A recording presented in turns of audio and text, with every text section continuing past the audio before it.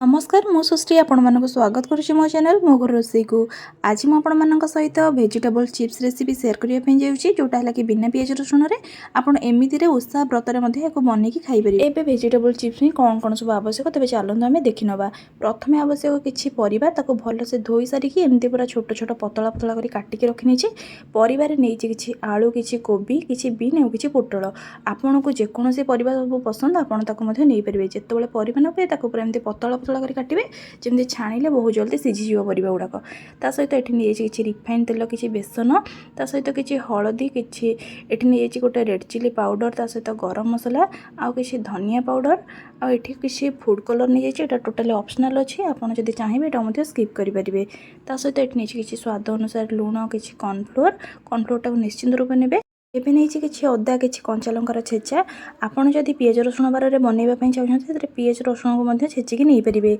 एवं ये किसी धला राशि नहीं तेरे चलतु एवं आम बनवा आमर वेजिटेबल चिप्स। एवं से पकईली किसी स्वाद अनुसार लुण एवं से 2 बड़ चामच हलदी पकई नहीं हलदी टे अधिका करके देवे जेहेतु सब परिवा दौरान। एवं से पकईबा रखि अदा और कंचा लंकार छेचा अदा पकईबा द्वारा बहुत भल फ्लेवर आसी थाए से मुझे अदा कंचा लंकार छेचा पकई नहीं। एवं से पकईबा रागपाई आवश्यक अनुसार ये मुझे चिली पाउडर नहीं आपको जी राग पसंद से अनुसार चिली पाउडर को कम अधिका करेंगे। एवं से पकईबा गोटे बड़ चामच ये किसी गरम मसला धनिया पाउडर ये मुझे पकाऊँ धनिया पाउडर को अधिका करके तेरे सब को पकई सारा रखि धला राशि को आम से पकईबा। धला राशि ये 2 बड़ चामच में नहीं जाइए आपन को जो अनुसार धला राशि पसंद आपड़ से क्वांटिटीर धला राशि को नहीं पारे।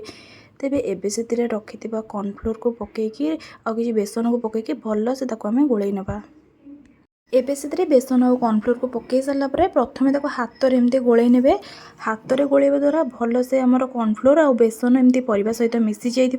तेज प्रथम हाथ में एमती गोलई सारापर एबे से पकाउछि मुझे किसी फूड कलर यहाँ पूरा ऑप्शनल अच्छी भल कलर आने आप चाहिए एक स्किप करेंगे। एबे से पानी देके भलसे गोलैकी रखी नहीं एबे गोटे कड़ाई रे किसी रिफाइन तेल को भलसे गरम करके तेल पूरा कड़ा होगी ताती जापर से रखि परिवा गुड़ाक एमती आम पकई नवा। परिवा गुड़ा को एमती सब पकई सारा गोटे लुहा खड़िका साहाय्य एमती भलसे चलई ने जमी परस्पर सहित मोर परिवा चिप्स गुड़ाक न लगे एवं भलसे होपर गोटे छणा साहाय्य आम बाहरी कर नवा।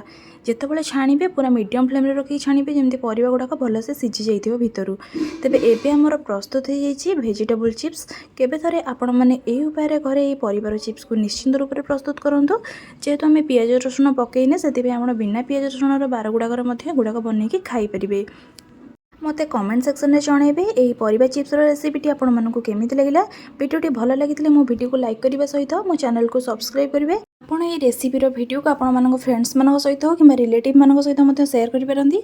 ता सहित एमती नुआ नुआ रेसिपी वीडियो नोटिफिकेशन सबुठ प्रथम पाइबा मो चैनल को सब्सक्राइब करने सहित पाखर बेल आइकन को निश्चिंत रूप से प्रेस करूँ। तेज से रोचे देखा गोटे नुआ वीडियो नुआ रेसिपी सहित।